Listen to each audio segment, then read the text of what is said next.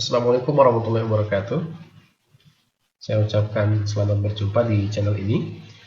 Pada kesempatan kali ini saya akan menerangkan mengenai sensor, ya, dan juga kedudukan atau posisi sensor di dalam sebuah sistem instrumentasi.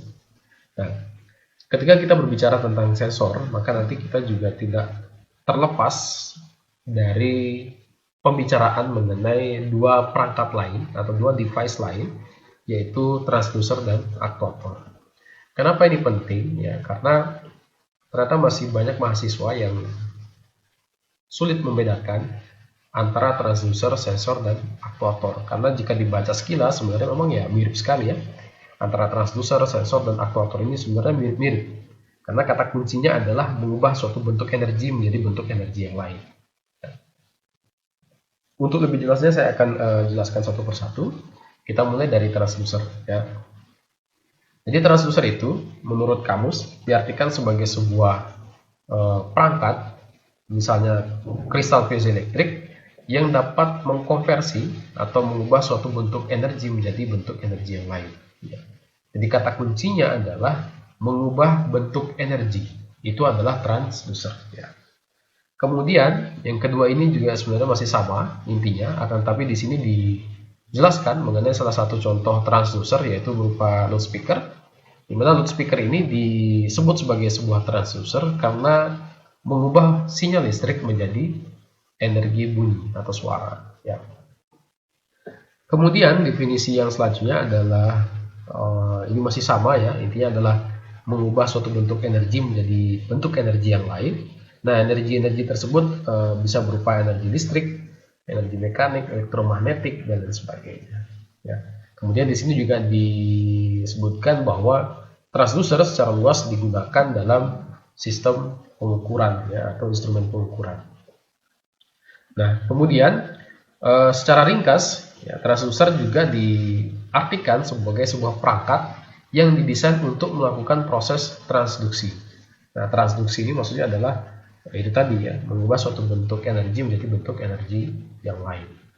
Nah, kemudian transducer diklasifikasikan menjadi dua, yaitu sensor dan juga aktuator. Nah, itulah alasan kenapa saya membagikan di awal atau menjelaskan di awal mengenai definisi dari transducer sebelum sensor dan juga aktuator ya, karena memang aktuator dan sensor ini adalah transducer. Jadi semua sensor dan semua aktuator itu adalah transducer.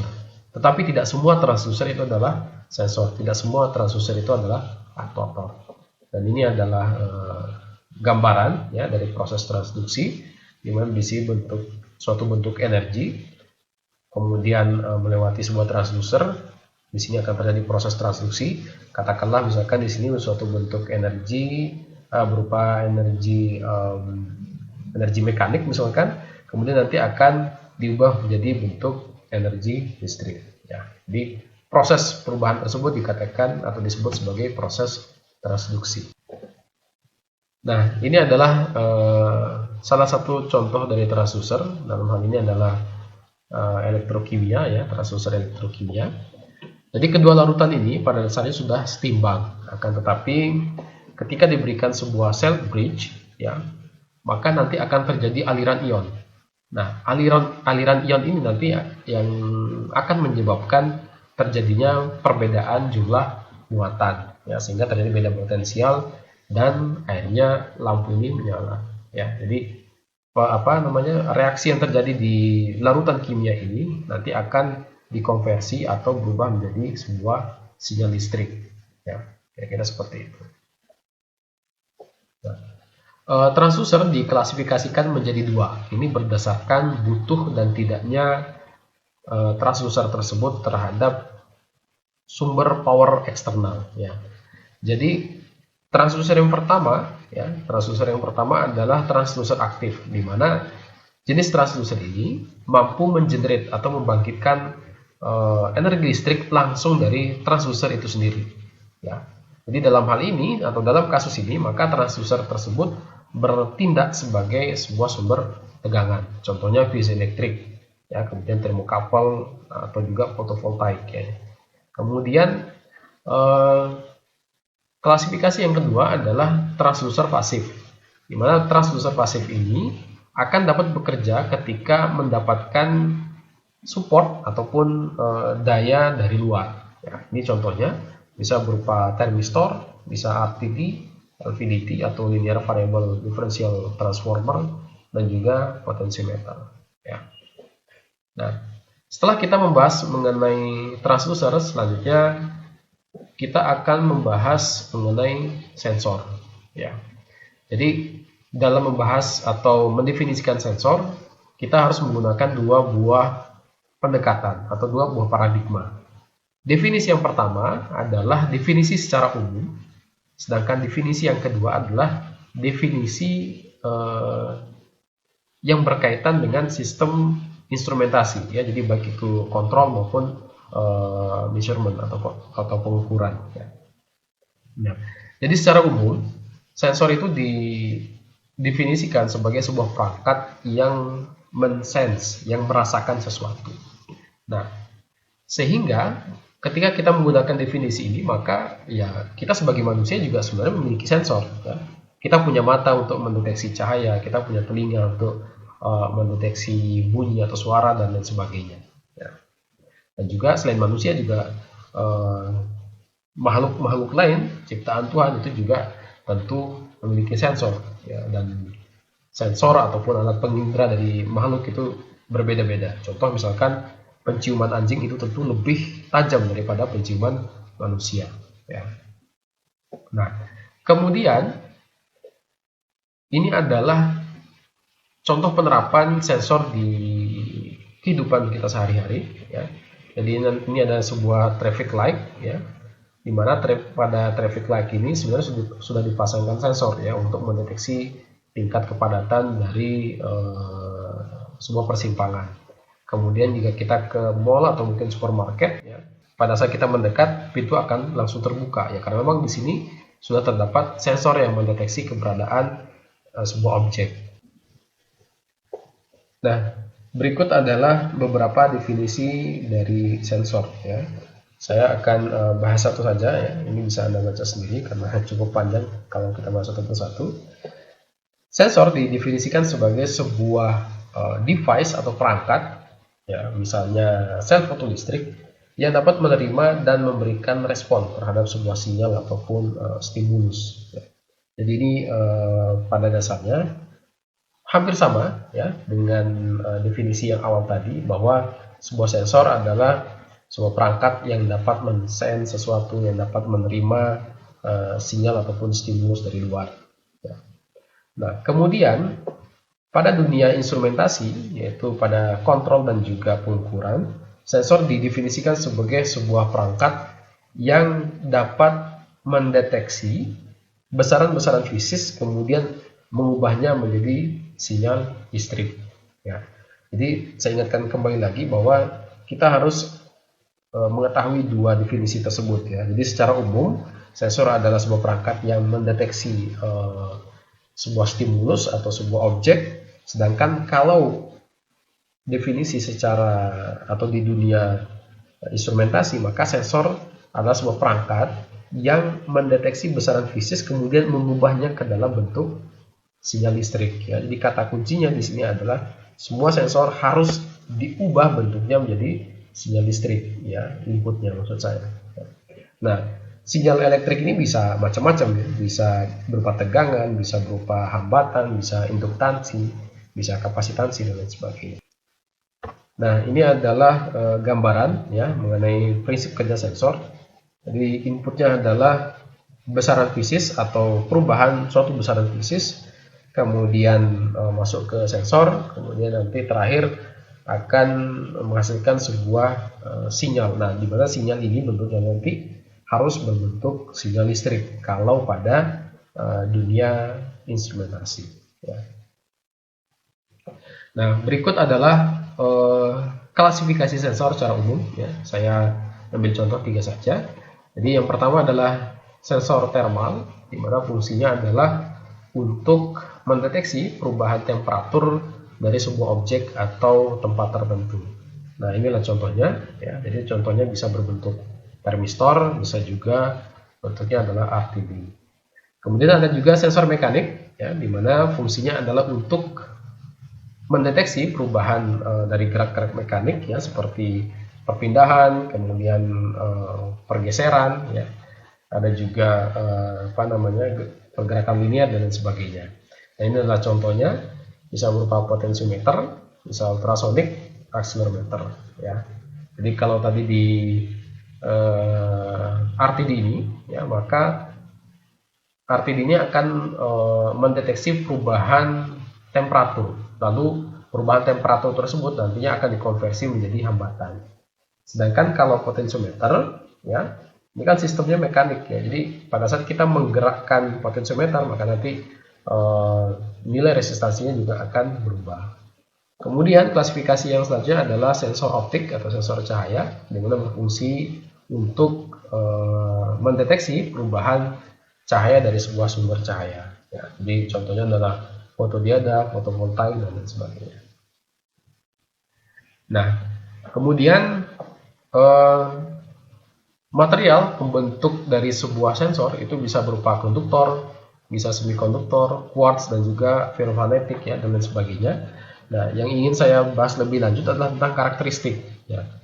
Jadi sensor ini makin kesini itu makin berkembang. Nah, karakteristik dari sebuah sensor yang berkembang adalah yang pertama, ukurannya semakin kecil. Ya, jadi semakin canggih, semakin sophisticated sebuah sensor biasanya ukurannya semakin kecil. Nah, ketika ukurannya kecil, maka nanti biasanya juga akan berpengaruh juga terhadap daya yang dibutuhkan. Jadi daya yang dibutuhkan juga akan cenderung kecil. Kemudian nanti pada saat kita mendesain sebuah sistem instrumentasi, kita bisa mendesainnya dengan lebih mudah atau bisa lebih portable, gitu ya. Kemudian karakteristik dari sebuah sensor yang bagus tentu memiliki sensitivitas yang tinggi, ya. Kemudian range detection-nya juga harus semakin tinggi, ya. Jadi range detection ini adalah jangkauan yang bisa dideteksi oleh sebuah sensor. Ya, kalau misalnya di sensor temperatur mungkin jangkauannya misalnya 100 derajat, berarti dari 0 sampai 100, atau mungkin minus 25 sampai plus 75 dan seterusnya, ya. Karakteristik sensor yang bagus juga adalah robust. Robust ini adalah semacam durability, ya, atau semacam ketahanan dari sebuah sensor, sehingga kita tidak perlu sering-sering melakukan maintenance. Dan selanjutnya adalah less invasive. Ini juga ada non invasive, ini mirip-mirip, ya. Jadi less invasive ini maksudnya sensor tersebut tidak mempengaruhi objek secara langsung, ya. Jadi pada saat kita ingin mendeteksi atau mengukur sebuah objek, ya, diharapkan sensor tersebut tidak memberikan pengaruh secara langsung terhadap objek yang akan diukur. Karakteristik selanjutnya yang diinginkan tentu sensor tersebut bersifat smart dan intelligent. Maksudnya adalah bisa saja sensor tersebut bisa melakukan kalibrasi sendiri, bisa memberikan laporan sendiri bagi usernya. Ya, jadi kira-kira seperti itu untuk karakteristik smart dan intelligent. Kemudian besaran-besaran fisik yang bisa diukur, ya, bisa mekanik, bisa optik, bisa listrik, dan lain sebagainya. Setelah kita membahas mengenai transducer dan juga sensor, maka perangkat terakhir yang kita bahas adalah aktuator, ya. Ini ada beberapa penjelasan mengenai aktuator, akan tapi saya ingin persingkat saja, ya. Saya ingin memberikan benang merahnya bahwa aktuator ini di dalam dunia instrumentasi itu adalah kebalikan dari sensor, ya. Jadi kalau sensor berfungsi untuk mengubah berbagai jenis besaran fisik dalam atau menjadi energi listrik, maka aktuatornya kebalikannya, mengubah energi listrik menjadi besaran fisik yang lain. Nah, itulah kenapa nanti sensor akan ditempatkan di input, sedangkan aktuator biasanya ditempatkan di output, ya. Kemudian ini adalah gambaran mengenai proses atau prinsip kerja yang ada di aktuator. Saya rasa cukup jelas, ya. Nah, selanjutnya kita akan membandingkan antara sensor dan transducer, ya. Jadi kalau dilihat dari definisi, ya, sensor itu adalah sebuah perangkat yang mampu mendeteksi terjadinya perubahan besaran fisis yang ada di sekitarnya, kemudian mengkonversinya menjadi sebuah besaran yang bisa dibaca. Ya, kalau dalam sistem instrumentasi tentu besaran yang dimaksud adalah sinyal listrik. Ya. Kemudian transducer adalah sebuah perangkat yang intinya adalah mengubah bentuk suatu energi menjadi bentuk energi yang lain. Nah, kemudian komponen pembentuk dari sensor itu bisa sensor itu sendiri. Kalau transducer maka dibutuhkan sebuah sinyal conditioning. Ya, biasanya butuh sebuah sinyal conditioning supaya bisa dibaca hasilnya. Kemudian dari fungsi, ya, maka sensor mendeteksi perubahan besaran fisis kemudian menginduksinya menjadi sebuah besaran listrik. Ini sudah kita bahas di awal tadi. Sedangkan kalau transducer hanya melakukan proses konversi suatu bentuk energi menjadi bentuk energi yang lain. Nah, ini adalah beberapa contoh dari sensor dan juga transducer. Nah, kemudian ini adalah skema, ya, yang bisa kita gunakan untuk lebih memahami transducer dan juga sensor. Ya, jadi sensor itu ada di dalam transducer. Kenapa? Karena memang sensor ini adalah salah satu contoh atau salah satu kelompok dari transducer. Sehingga semua sensor itu adalah transducer. Akan tapi nanti tidak semua transducer itu adalah sensor. Nah. Kemudian silakan amati gambar di sini. Kira-kira apa perbedaan antara gambar A dan B selain adanya skala ini? Ya, jadi kalau dilihat sekilas ya tentu perbedaannya ada di skala ya. Kalau yang A ini tidak ada skala, sedangkan yang B memiliki skala. Ya. Kalau kita berlandaskan pada tabel perbandingan tadi, ya, maka bagian A ini adalah sebuah transducer. Kenapa? Karena transducer ini hanya mengkonversi atau merubah bentuk energi saja. Ya, dalam hal ini berarti temperatur diubah menjadi mekanik. Nah, saya katakan mekanik karena di sini kan cairan yang ada di sini akan bergerak. Jika temperaturnya akan bergerak ke atas jika temperaturnya semakin tinggi dan sebaliknya akan turun ketika temperaturnya semakin rendah. Sedangkan kalau yang B ini adalah sebuah sensor. Yang B ini sudah terdapat skala sehingga kita bisa menentukan atau bisa mengetahui seberapa besar atau berapa derajat Celcius, ya, temperatur dari sebuah ruangan. Ya, jadi saya kembalikan lagi ke sini. Ya, ini adalah perbandingannya tadi ya. Kalau sensor itu sudah bisa diketahui nilainya. Ya, sedangkan kalau transducer itu hanya melakukan proses konversi. Ya, sehingga biasanya transducer itu menggunakan atau harus didukung oleh sebuah sinyal conditioning atau frekuensi sinyal. Ya. Selanjutnya ini adalah perbandingan, ya, beberapa perbandingan antara sensor dan aktuator. Jadi kalau sensor, ya, dia berfungsi atau berperan untuk mengubah suatu besaran fisis menjadi sinyal listrik, sedangkan aktuator kebalikannya, ya, jadi mengubah sinyal listrik menjadi besaran fisis yang lain. Kemudian sensor biasanya digunakan sebagai input, sedangkan aktuator digunakan sebagai output. Ya, dan beberapa perbedaan-perbedaan yang lain. Ya, selanjutnya di sini kita lihat beberapa contoh konfigurasi dan juga penggunaan dari sensor. Ya. Jadi dalam suatu sistem bisa saja tidak hanya melibatkan satu sensor saja, tetapi melibatkan banyak sensor. Ya. Jadi di sini ada sensor temperatur, ada sensor aliran, ada sensor tekanan, dan juga ada sensor level dan sebagainya. Ya. Jadi semua sensor ini dapat digunakan secara bersamaan dalam suatu sistem.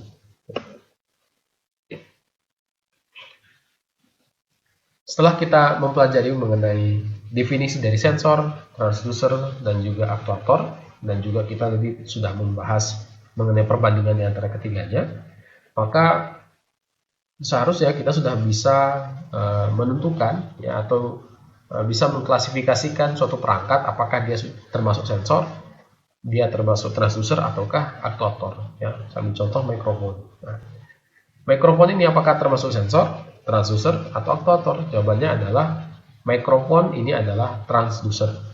Tetapi mikrofon ini juga sensor. Ya, jadi mikrofon, speaker, dan bulb ini sebenarnya ya semuanya adalah transducer. Ya. Nah, kenapa dikatakan transducer? Ya, karena memang mengubah atau melakukan konversi suatu bentuk energi menjadi bentuk energi yang lain. Nah, dalam hal ini adalah sinyal atau energi bunyi diubah menjadi besaran listrik berupa tegangan. Ya, jadi energi bunyi atau energi suara menggetarkan diafragma di mikrofon, kemudian perubahan tersebut akan dikonversi nantinya jadi sinyal listrik. Kenapa dia dikatakan sensor? Karena sesuai dengan tabel yang sudah kita bahas tadi, dia biasanya ditempatkan sebagai input. Ya. Kemudian speaker, nah ini sudah terjawab ya, mohon maaf. Jadi speaker ini ya tentu merupakan transducer dan aktuator ya. Dia bukan termasuk sensor ya, karena dia tidak dia tidak dijadikan sebagai input untuk mendeteksi besaran fisis, tetapi lebih kepada keluaran ya, sehingga ini adalah aktuator. Nah, sekarang bulb ini adalah bola lampu. Apakah ini termasuk transducer, sensor, dan aktuator? Ya, maka ini adalah transducer dan juga aktuator jawabannya ya, karena mengubah atau mengkonversi